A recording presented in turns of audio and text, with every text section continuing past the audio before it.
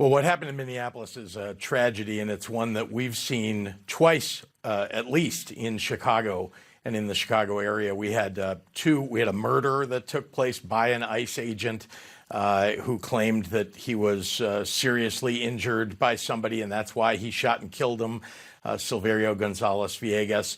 That was in September, by the way. And then there was another shooting in October. 5 times a woman was shot. ICE claimed that she had a semi-automatic weapon. She did not.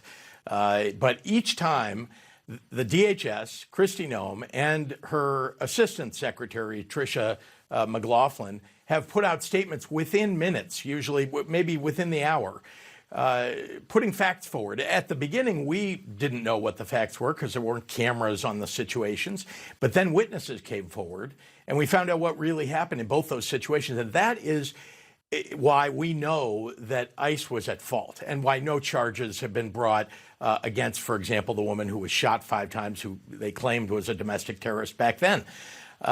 Now we're seeing it in Minneapolis. We're seeing the shooting in Portland and elsewhere. They are, ICE and CBP are breaking their own protocols. You read them earlier, their own protocols, and not only roughing people up, but literally shooting at people and killing them when in some cases they're U.S. citizens and they're doing nothing wrong. So this is why I have said that the president is not following the law, why Kristi Noem needs to resign or be impeached, and why Tricia McLaughlin should not have the job that she has. She's a pathological liar. She's their spokesperson. Governor, you described that first incident as a murder. Has it been investigated? Has it been adjudicated? Well, we put together an accountability commission exactly to gather all the evidence. But I want you to remember that the federal government, and you heard the vice president say it, claims that they have immunity from these things. And they won't provide any of their own information. We can't gather stuff from them. So that's why I have encouraged the public to, have your phones at the ready, video everything, bring us your documentation. Tell us your stories. Make sure that we have witness testimony. And we have federal judges, former federal judges, leading that effort at the Illinois Accountability Commission so that when we are able to hold them accountable, we will be able to do it because we have the evidence. And by the way, in the meantime, we're taking them to federal court and making sure that we're taking down as much as possible what ICE and CBP are doing in our cities. I'm not defending I'm not defending anyone or anything that's happened, but is it appropriate to call that a murder at a time that there are rising tensions between protesters and ICE agents if it has not actually been adjudicated and found to have been a murder? Okay, let's call it an alleged murder. So I agree with you. Let's call it an alleged murder. Let me just say, though, that when you have video, as you do in Minneapolis, when you have eyewitness testimony from people, it seems like there's a whole lot of evidence, and it should be adjudicated. You're 100% right. There should, in fact, be due process. That's not something that the Trump administration believes in. And indeed, they are throwing people out of the country. They're arresting U.S. citizens and people who are here legally without any due process.